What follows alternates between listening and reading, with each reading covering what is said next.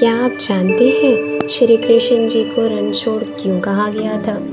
ये है कृष्ण के रणछोड़ बनने की कहानी। भगवान श्री कृष्ण का जन्म कंस का वध कर समस्त पृथ्वी लोक को उनके अत्याचारों से मुक्त करने हेतु हुआ था। किशोर अवस्था में ही वह गोकुल से मथुरा आ गए थे तथा दुष्ट कंस का वध किया।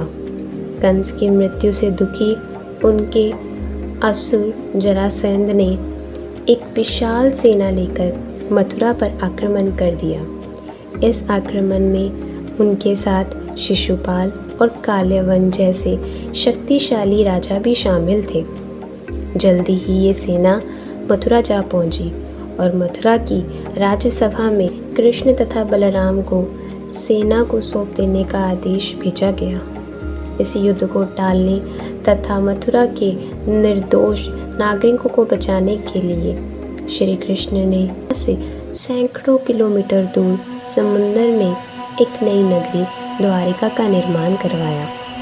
अपनी माया से उन्होंने समस्त नागरिकों और पशुओं तथा संपत्ति को नींद में ही नई नगरी में पहुंचा दिया।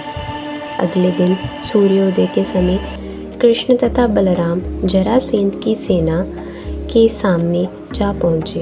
उनसे लड़ने के लिए चुनौती थी। जैसे ही जरासेंध और दूसरे राजाओं ने कृष्ण को मारने के लिए शस्त्र उठाए, दोनों भाई भागने लगे। उन भाइयों के पीछे जरासेंध तथा काल्यवन जैसे राजा भी भागे।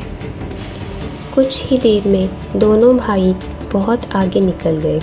उनके पीछे केवल मात्र काल्यवन ही रह गया।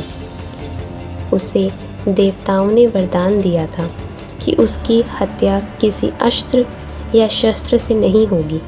ऐसे में वह निर्भीक था और लगातार कृष्ण जी के पीछे भागता रहा। भागते भागते एक गुफा में जा पहुंचा। गुफा में राजा मुचुकुंद सो रहे थे, जिन्हें इंद्रदेव ने वरदान दिया था कि जो भी उन्हें उठाएगा वह उनको देखते ही भस्म हो जाएगा। वहां पहुंचकर कृष्ण ने सोए हुए मुचुकुंद पर अपना पीताम्बर डाल दिया, स्वयं छिप गए।